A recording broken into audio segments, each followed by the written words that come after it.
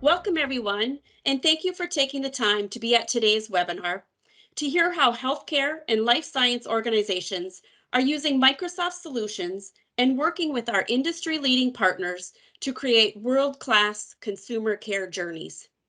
My name is Jen Dorsey. I'm the SMB Sales Manager for Business Applications at Microsoft, and I have two co-presenters joining me today from Argano Arbella. Argano Arbella is one of Microsoft's leading partners focused on delivering solutions and services specifically for healthcare and life science organizations. Please help me virtually welcome Kevin DeCoster and Corey Bakhtiari from Argano Arbella.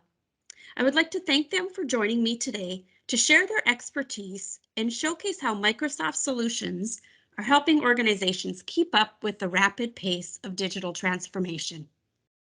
We have a full agenda for the upcoming hour, and the team from Argano Arbella will show us how Dynamics 365 and the Microsoft Cloud are helping to create customer care journeys that drive even greater impact for businesses like yours and the customers that you serve.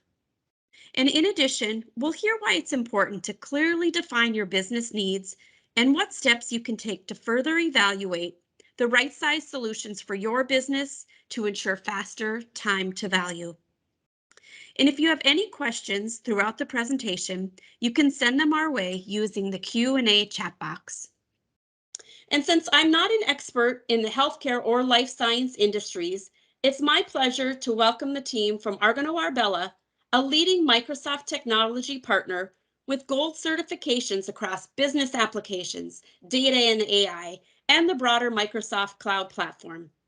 Please virtually welcome Corey Bakhtiari, who will speak more about the challenges that life science and healthcare organizations are experiencing and how Microsoft is partnering together with Argano Arbella to deliver innovative products and services to help you navigate the rapid pace of digital transformation. Welcome, Corey, and thank you for joining us today. Thank you, Jennifer. Now, let's talk a little bit about Argano Arbella. Argano Arbella is a leading Microsoft partner focusing in the business applications and data analytics space.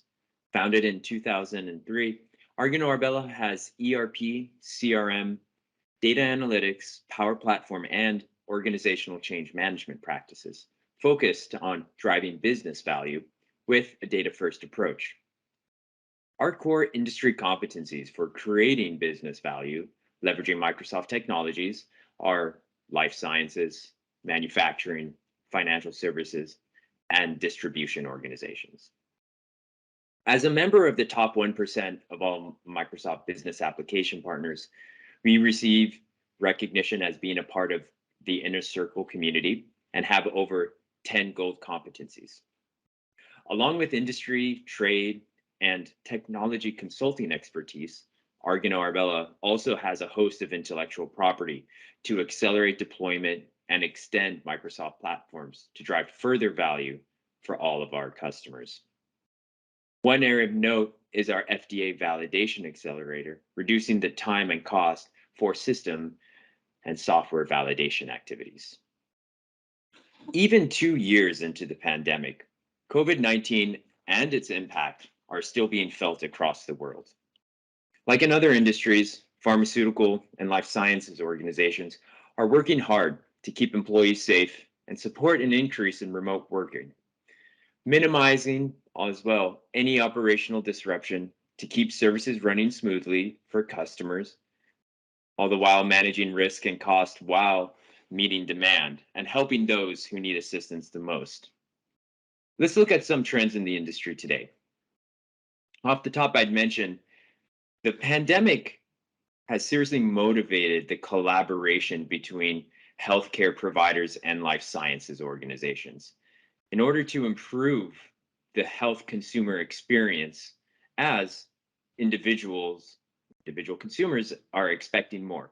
And when health consumers are more informed about their health and health-related products, have convenient access to health information, receive evidence-based guidance and personalized service, they themselves can also be a valuable input to their providers.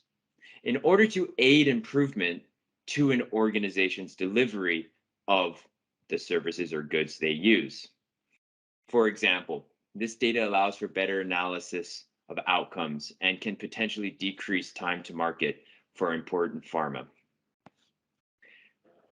This underlines the fact that innovation is key in life sciences, but it takes oftentimes massive computing resources to search through chemical and biological databases looking for new drug candidates. Unless researchers have access to either a state of the art corporate data center or one of the world's few supercomputers, there's just too much data to analyze efficiently. The identification of compounds that will cause a desired biological effect requires a huge investment in technical infrastructure. However, when you can give research and development, operations, and administration the ability to spend more time with their data by cutting through the clutter of their fragmented systems, the tools to analyze that data while minimizing costs, they can communicate and collaborate much more effectively. And that's when great things happen inside and outside of an organization. Enhancing your workforce experience. Equip your workforce with skills and tools needed to streamline processes and remove barriers to increase collaboration. If your workers have the right data at the right time and the right place, they can be better positioned to be effective in their roles. This added effectivity can also improve employee satisfaction. Building trust and operational agility. Now, oftentimes, control or compliance and operational efficiency can come at odds. But we believe if done right, pharma and life sciences organizations that deal with increased global public and regulatory scrutiny while still trying to improve outcomes and their bottom lines are not mutually exclusive objectives. By harnessing these trends, pharmaceutical and life sciences organizations have responded and adapted to the pandemic. They are recovering, and though some may have expanded their technology footprint out of necessity, they're realizing and recognizing its benefits. They're seeing how it can help them become more adaptive, develop new models and ways of working, overall increasing efficiencies. So, what else is happening in the market? In genomics, treatments are more and more based on genomic profiles, leading to personalized medicines. At the same time, population or macro level health treatment plans are being revisited and optimized across the world. Investments in analytics and data are allowing organizations to build more resiliency into their supply chains. Indeed, actions based on contextualized data are allowing organizations to make more informed decisions, like finding alternate suppliers when necessary. That said, the data over the past 2 years does present a challenge, as it could be of poor or incomplete quality, or could be representative of the mass disruption in the global economy.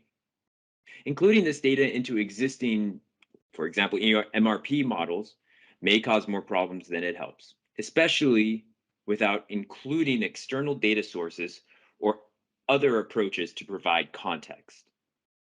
This is driving the need for new planning models to be evaluated. Did you know that in 2021, 60% of manufacturers went direct to consumer? And life sciences organizations are looking at emulating, in some respect, similar highly consumerized industries. Because consumer feedback loop can identify areas of growth for organizations, for example, by pairing QR codes with vaccines, consumers were able to provide direct feedback, including often missed inputs like less severe side effects to drugs or vaccines. Organizations with this information can then re-engineer drugs based on that data to minimize the minor side effects that may not have been reported upstream at an earlier point in time. By engaging with consumers directly and maintaining a relationship through a channel of that individual consumer's preference, organizations can better serve and improve their products in the market. Think about reducing additionally false negatives or positives with being able to perform continuous check-ins.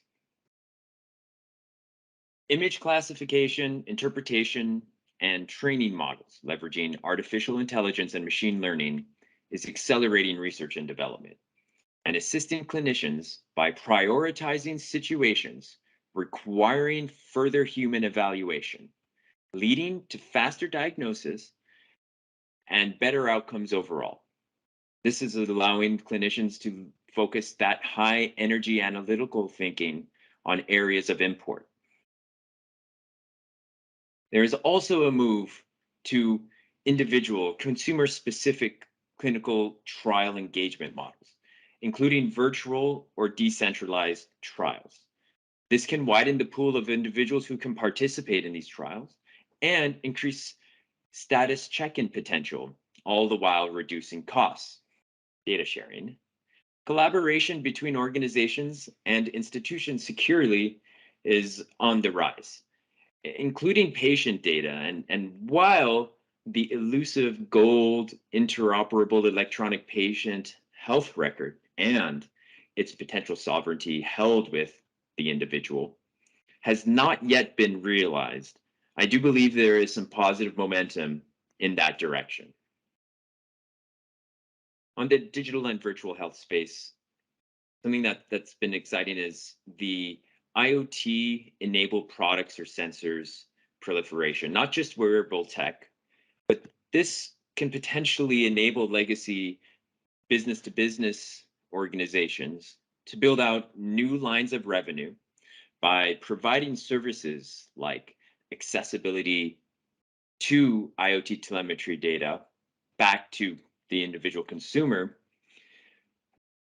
Additionally, this can improve healthcare provider employee satisfaction as well. A good example is smart hospital beds. By removing the necessity for nurses to change the incline on hospital beds every hour, it can free nurses up from doing that somewhat tedious and low value add activity to doing other more high value activities.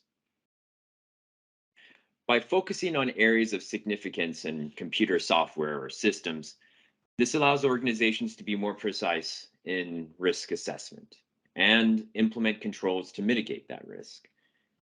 At the end of the day, validation should not prevent life saving drugs from going to market. Computer software assurance reduces the time and cost for validation activities. Harnessing these trends and indeed digital transformation as a whole starts by exploiting the power of data. Microsoft and Argano Arbella believe in an actionable view of data, not data for data's sake. Not only do you need data, but you need to be able to convert it into intelligent action. After all, data is at its core the connective tissue across all areas of a business.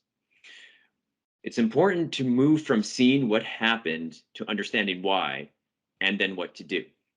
Insights from data are less important if you cannot turn them into those actions. Moving to intelligent action requires a transformation across the organization to embrace core digital technologies and operations. Data-driven digital transformation can ignite growth by producing insights that can help create innovative new products, and that insight can help lead to a faster time to market. The data itself can also be directly monetized. And an organization can add a new business model, improving overall revenue performance. When data is at the core of an organization's experience and relationship with a customer, it can improve that customer's experience and overall satisfaction by enabling feedback loops. Additionally, crafting new pricing models can assist to optimize profits. And overall, data can help drive strategic differentiation and revenue growth. Let's look at how data is powering this transformation. In order to transform, a data-driven culture needs to be established, both from the top down and bottom up. The highest levels of the company need to promote organizational change with a vision for a long term data journey. This must be built on a foundation of a data first culture. In life sciences, an example would be like reducing research and development time by analyzing current and historical data to identify improvements and issues early in the process. By identifying previous data patterns and automating decisions based on that, it can speed up product launch. Some key drivers are data sharing and accessibility. Life science organizations can have access to data that they did not have previously. By engaging directly with health consumers, like through the scanning of QR codes to start a registration or status check in process, organizations like pharmaceuticals are no longer necessarily only receiving data on serious events or reactions to drugs. They will now have access to those less severe events, such as headaches. And studies show that minor or less severe events that periodically occur can lessen adherence to drug schedules. Less adherence to drug schedules could lead to potential poor outcomes. Now, with access to data, can organizations reformulate drugs with less side effects? I think absolutely. Additionally, the pharmaceutical and life sciences organization should clearly state the ethics of how AI and data will and will not be used, how they will maintain privacy and security of that data. This is key to building on the trust relationship with employees and customers. Microsoft can share their ethics frameworks and are helping organizations to define theirs. As this transformation journey unfolds, employees can focus less on lower value tasks and focus more on customer experience and relationships. Additionally, data acquisition is a new skill that will be needed to be built out. As you buy external data sets, can you make them consumable across the business for everyone to get value and do it in a secure and ethical manner? The data transformation will challenge how oftentimes in current circumstances data has been siloed. Another thing one can ask themselves is, are decisions currently made on data? If not, then potentially additional features like artificial intelligence may not deliver more value. Lastly, the development of that artificial intelligence capability is key. There is a war for talent out there, and Microsoft, with Argano Arbella in support, can provide you with help across that and all of these areas. As a result, pharmaceutical and life sciences organizations are looking for a new approach to pave the way for future stability and resiliency. What we are hearing is that the community is focusing on cloud services to drive digital transformation because of the specialization of service providers and partners to speed up deployment, lower complexity, the fact that it is accessible yet secure, and that it reduces large upfront investments while being scalable. We believe we believe that moving to the cloud is the best way to transform an entire organization and manage the vast amounts of data that come with embedding digital technology into a business.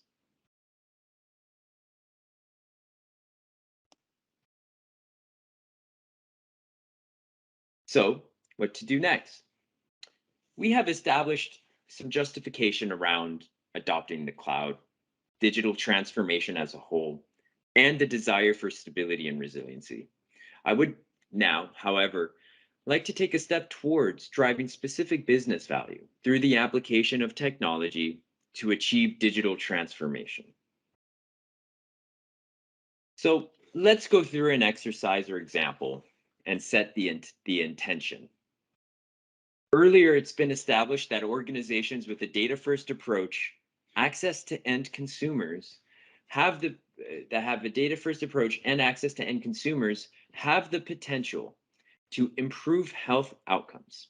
So let's explore digital transformation in practice by reviewing how an organization can add, keyword add, a direct to consumer business model, as this would require evolving the whole organization from sales and marketing, supply chain management, production planning, operations, etc. This truly represents a transformation and not a mere change. For example, in order to go to a direct to consumer model, this is going to force organizations to engage with customers in a new way. Some ways to do this is, for example, around IoT enablement to not only provide more insights for the supplier organization to optimize their products, but to potentially open the opportunity to create a new line of business by offering consumers a subscription model that allows that consumer to interact with their IoT telemetry data, layered with intelligence sourced from modeling amongst the greater population as well. For example, an organization that adds an IoT device to an e-brace will allow that organization to provide insights to the health consumer, like physical impact analysis. This can improve outcomes associated with the usage of their product and potentially open new revenue models or product improvements. In order to best communicate with an end consumer, it is important also to think about convenience and convenience in order to maintain customer loyalty. If an organization can personalize service through a channel of a consumer's preference, recall the QR code scanning example, uh, the organization can better and more reliably gather and access data because it is convenient or easier for that end consumer to do so.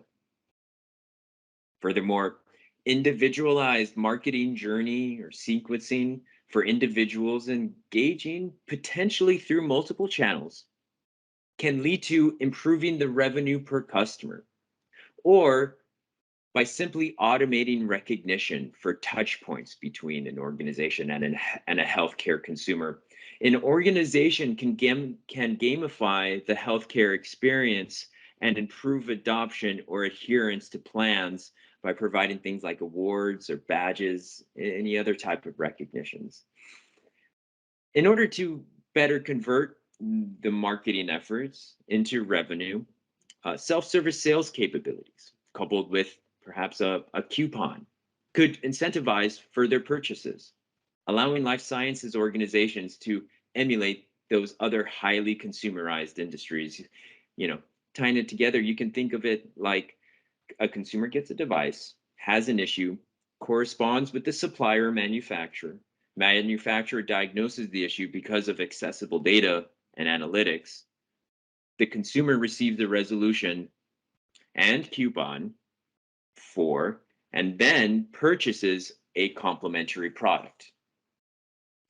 That said, not everything is gravy. Critically, this transformation may present a risk that will need to be managed as well. For example, around data protection, GDPR, CCPR, and HIPAA, CCPA, rather, and HIPAA, that will need to be addressed as well. Now, without further ado, let's go ahead and demonstrate some of the tech that would enable the direct-to-consumer journey. I'm going to go ahead and hand this over to Kevin DeCoster to take us there. All right, thank you, Corey. Hey, I'm going to introduce you to our cast of characters for today's demonstration.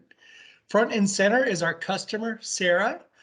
She sustained a knee injury and is requiring surgery. She will meet with Dr. Evans on the left, and as part of that initial consultation, a StableX knee brace will be ordered.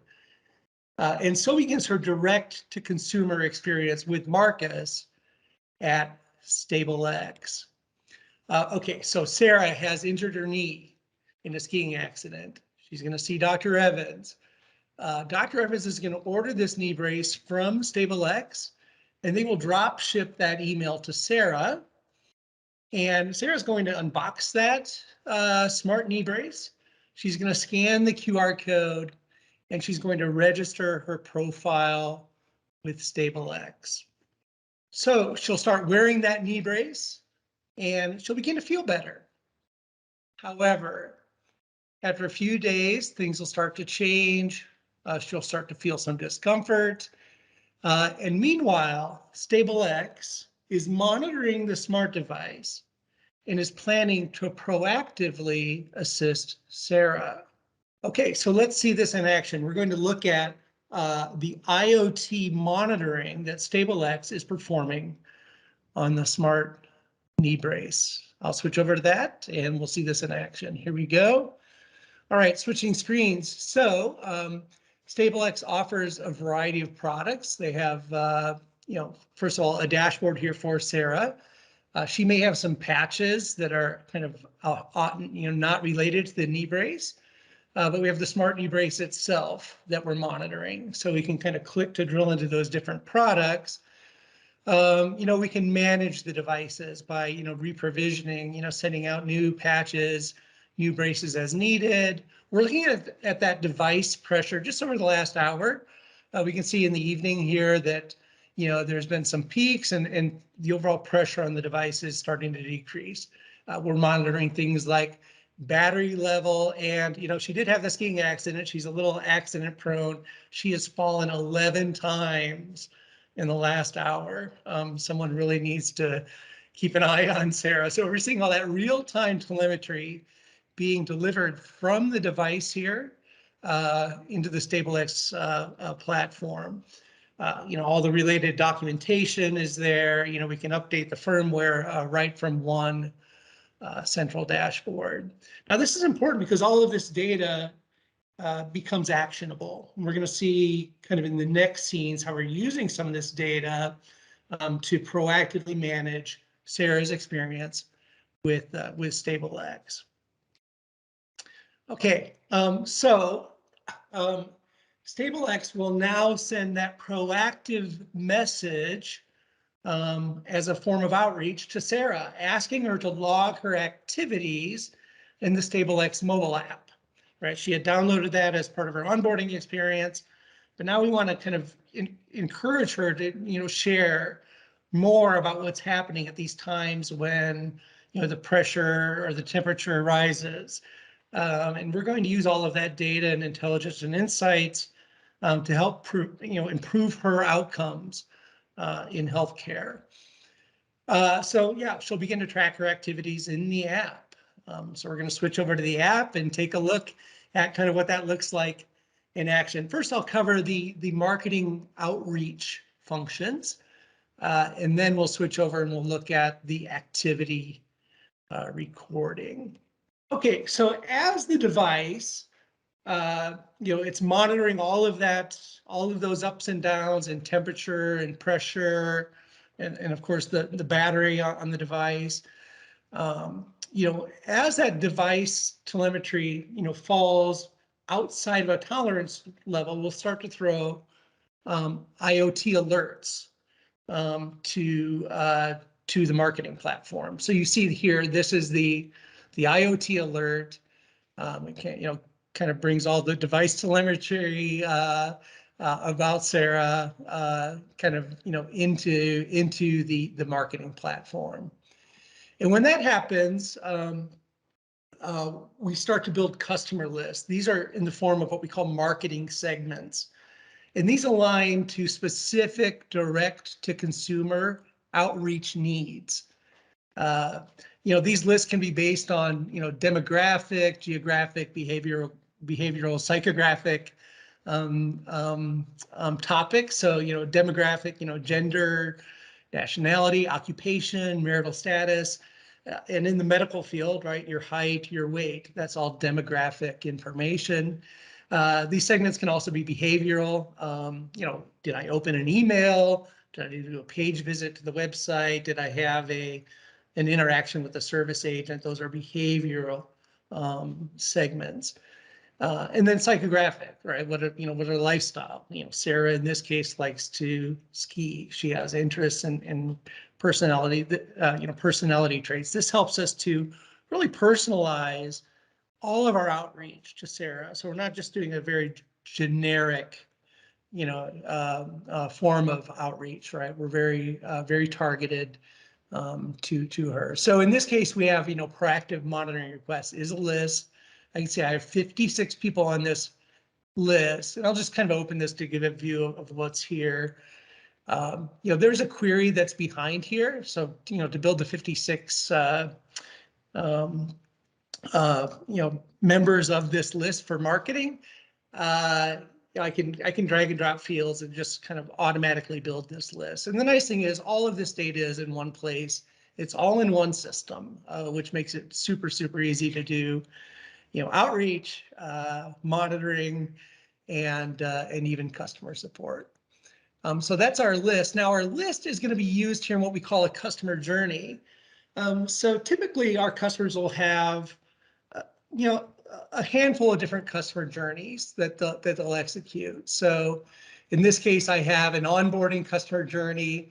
I have that proactive monitoring kind of phase of the customer life cycle. And then I have an end of care journey as well. So when I click into proactive monitoring, it gives us all the relevant data about, what occurred for all customers as it kind of moved through this process. So, as soon as we see that alert, we want to put somebody, we want to send an email out to the user. And here we see, one email is processed here recently.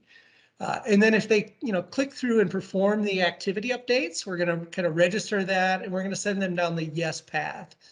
And maybe because now they're engaged and they've downloaded the app, they're registering their activities. Maybe we want to wait a few days and then place a phone call. So the nice thing is this journey will just tell us, what population has flowed through each branch to arrive at certain outcomes. You see the send email here. So I'm going to just share a little bit about how easy it is to create a marketing email for outreach. This is the email that we're going to see Sarah receive here in just a little bit.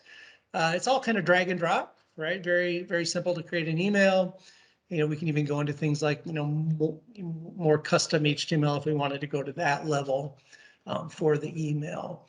And then we also have just data based on email deliverability. So here just in the last day, I sent 5 emails. Sarah opened one of those. And then she didn't click on the links though yet in this case, so we're going to see that later. There were some soft bounces, right? I had some customers in there that had some bad email addresses. And so, all of this data starts to pull through, which is really nice. So, we can see things like open times. This is when Sarah opened that email. It was 10 p.m. last night. What was she doing working that late? So, hey, and then A/B testing. That's a nice little marketing strategy to ensure that we're getting the best results out of our marketing efforts. Okay, so that's the marketing side. Now let's turn the page and look at activity tracking here. So going over to Sarah's email, she's in her Outlook here. She opens up this email. This is the email she received. And, it says your health matters to us, log your activities, click this link to go into those activities on the monitoring app. I'm going to flip over to my mobile device here. We're going to look at that monitoring app here in action. So this is the app that she's downloaded right through the QR code. And it's, it's going to track her activities, right? She's logged these things, right? 7 a.m. she was sleeping, 8:30 a.m. she was eating. Her comfort started to decrease a little bit. She was sitting and then she was walking, and her comfort level increases higher, goes to a higher level when she is walking. Over the next few days, Sarah's discomfort will start to increase. She's going to return to that mobile app and that chat bot. She'll use that to kind of further diagnose her issue. That's going to use that device telemetry and that full profile of Sarah's information to intelligently route her to Marcus, a service agent who's best suited to support her. And he's going to evaluate her issue, and the system itself will recommend some actions that Marcus should take. In this case, there'll be an insert that Marcus will want to ship. It's going to really help her with comfort and pressure. I'm going to turn this over now to the SmartBot. We'll take a look at what that looks like here on my mobile device. Let's see that in action. Flipping over to that, so I go down to the chat now here, and I click there, and that's going to bring me right into this chat session. So in the chat, basically, and this will get kind of fired up, and the virtual agent, in this case, Sally, will introduce herself. It's going to give her a few options. She chooses, help with her order. And we see you had that knee brace since March 1. Would you like to transfer to an agent? Yes, I would. And we just take some of that health information. What is your height? She's 5'9".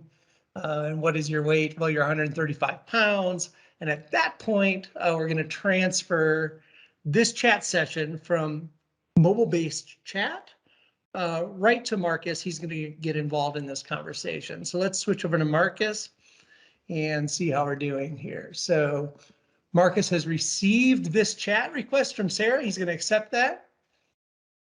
We see the full chat transcript kind of show up here on the left-hand side.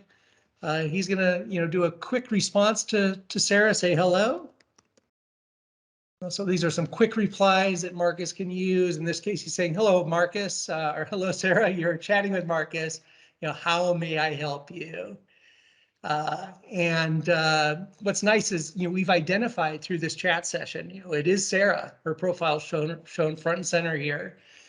And, I can click in to get more information about her Customer 360 here. And when I do this, we start to see things like, her overall profile, some of her prior conversations, any prior cases she's had, her loyalty with this customer, all of her order history, what have you. But Sarah does need help. She's going to type here. She's going to say, I need help with order number, STA 995. And you'll see when she posts that, our Smart Assist over here on the right-hand side of the screen identifies that order just through her conversation, right? We call this conversational intelligence to, pick up an order number and then over on the right-hand side, give Marcus this, suggestion that, she's chatting in reference to this order that was $999 for that knee brace. And he doesn't have to go search for it. He can just open that order here. You can see all the information about it. There's the the order detail for this medical device, and then there's even a button here that says ship insert. Right, that's that intelligent recommendation that we're making just based on all that telemetry data. Okay, let's work to wrap this up now. Because she's now received that insert, there's been an improvement in the overall telemetry, right? That, Marcus clicked the button to send that insert. We have improvement in telemetry. A final report is sent to the doctor. So surgery is, can be scheduled now that she's comfortable, the bruising and healing is underway.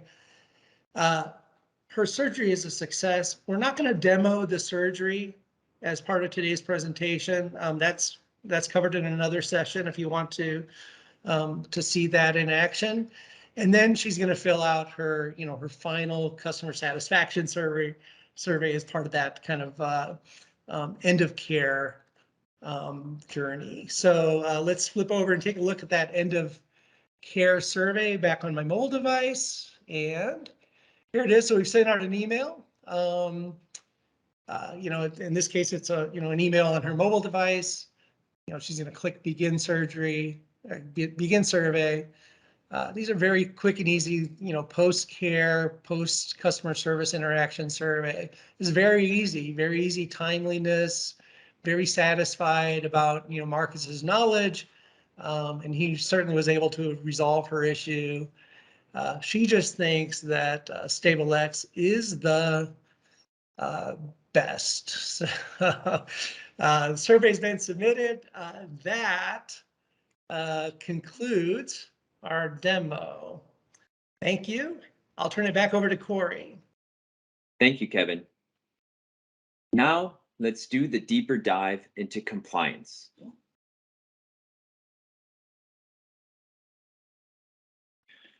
Starting with data protection. Working with end consumers presents a regime of compliance obligations that organizations in the B2B space may not be used to. First thing to keep in mind is to know and manage how data is controlled, including sovereignty, location of data centers, for example, digital security at rest and in transit, as well as proactive and corrective defenses are important principles to keep in mind. Thankfully, Microsoft has robust security policy and management capabilities, a couple of which include the Compliance and Trust Center. Microsoft, indeed, is an industry leader in this space and is used by large institutions from businesses to state entities. Additionally, Microsoft's Cloud for Healthcare and Dynamics 365 Marketing Biz app have features ready for or with some simple extensions to become GDPR or CCPA compliant. For example, explicit consent page recommendations, consent levels pre-configured, including the ability to do that by contact with individualized journey configuration. Additional to that, locate, view, delete functionality that is both easy and holistic are going to all help you down the path to become GDPR or CCPA compliant. HIPAA and PHI. There are Azure APIs for FHIR and digital imaging, communications, and medicine standards, and tools for data discovery, classification, labeling, and protection all assist in maintaining compliance. In the systems operations space, one thing I will mention is that the difference between computer system validation and computer software assurance can be framed as CSV being complete and whole, but perhaps inflexible, and CSA being accurate or precise because of an upfront focus on what features have what impact. This allows organizations to focus on areas of significance when it comes to the validation process. We also want to call out the fact that Argano Arbella has intellectual property to facilitate the validation process, a risk assessment that feeds requirements, activities, tasks for validation, and those validation activities into an industry standard business process framework using automated test cases. This helps reduce the time and cost spent performing validations. Another point of interest may be Argano Arbella's Audit and Security Manager that enables organizations to more completely and accurately audit an ERP solution, full with pre-configured segregation of duties, access controls, and logs. One thing I will mention is that, remember, compliance is a journey. A combination of processes and technical capabilities will be required. Now we will review an Argano Arbella customer case study. Not so coincidentally, this customer also manufactures knee braces.